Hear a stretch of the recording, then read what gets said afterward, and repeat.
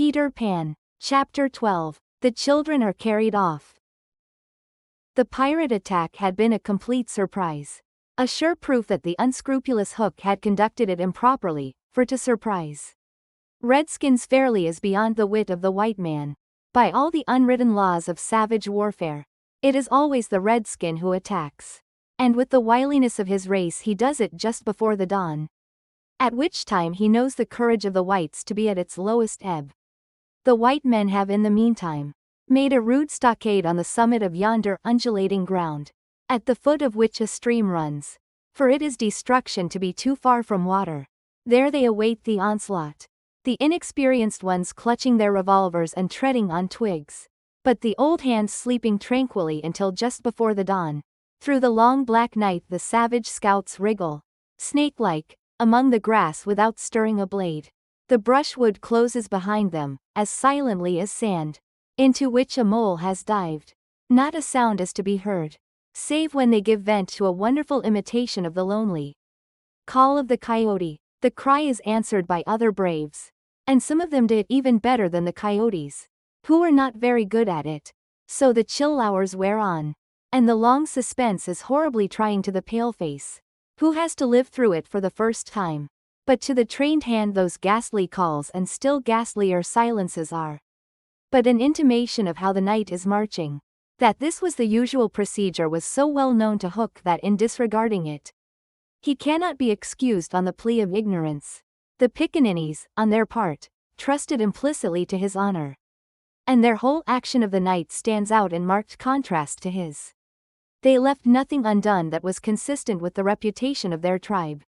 With that alertness of the senses, which is at once the marvel and despair of civilized peoples, they knew that the pirates were on the island from the moment one of them trod on a dry stick, and in an incredibly short space of time the coyote cries began.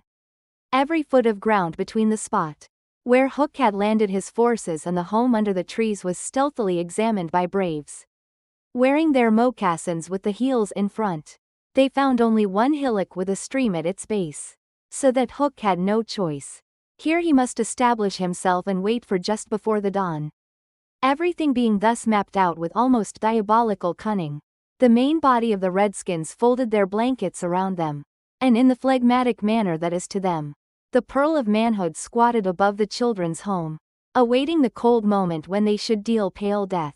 Here dreaming, though wide awake, of the exquisite tortures to which they were to put him at break of day.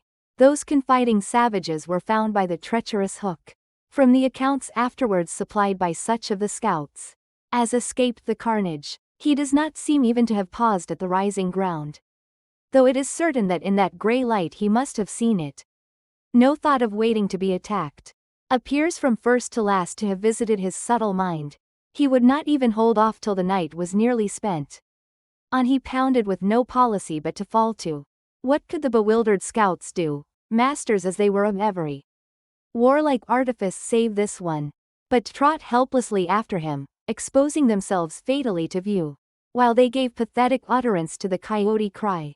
Around the brave tiger lily were a dozen of her stoutest warriors, and they suddenly saw the perfidious pirates bearing down upon them. Fell from their eyes then the film through which they had looked at victory. No more would they torture at the stake. For them the happy hunting grounds was now. They knew it, but as their father's sons they acquitted themselves. Even then they had time to gather in a phalanx. That would have been hard to break had they risen quickly. But this they were forbidden to do by the traditions of their race. It is written that the noble savage must never express surprise in the presence of the white. Thus terrible as the sudden appearance of the pirates must have been to them, they remained stationary for a moment, not a muscle moving, as if the foe had come by invitation. Then, indeed, the tradition gallantly upheld, they seized their weapons, and the air was torn with the war cry. But it was now too late. It is no part of ours to describe what was a massacre rather than a fight. Thus perished many of the flower of the pickaninny tribe. Not all unavenged did they die, for with Lean Wolf fell Alf Mason, to disturb the Spanish Main no more, and among others who bit the dust were Geo Scoury, Chaz Turley, and the Alsatian Fogarty. Turley fell to the tomahawk of the terrible panther. who ultimately cut a way through the pirates with Tiger Lily and a small remnant of the tribe. To what extent Hook is to blame for his tactics on this occasion is for the historian to decide. Had he waited on the rising ground till the proper hour, he and his men would probably have been butchered, and in judging him it is only fair to take this into account. What he should perhaps have done was to acquaint his opponents that he proposed to follow a new method. On the other hand, this, as destroying the element of surprise, would have made his strategy of no avail, so that the whole question is beset with difficulties. One cannot at least withhold a reluctant admiration for the wit that had conceived so bold a scheme, and the fell genius with which it was carried out. What were his own feelings about himself at that triumphant moment? Fain would his dogs have known, as breathing heavily and wiping their cutlasses, they gathered at a discreet distance from his Hook, and squinted through their ferret eyes at this extraordinary man. Elation must have been in his heart, but his face did not reflect it. Ever a dark and solitary enigma, he stood aloof from his followers in spirit as in substance. The night's work was not yet over, for it was not the redskins he had come out to destroy. They were but the bees to be smoked, so that he should get at the honey. It was Pan he wanted. Pan and Wendy and their band, but chiefly Pan. Peter was such a small boy that one tends to wonder at the man's hatred of him. True, he had flung Hook's arm to the crocodile, but even this and the increased insecurity of life to which it led, owing to the crocodile's pertinacity, hardly account for a vindictiveness so relentless and malignant.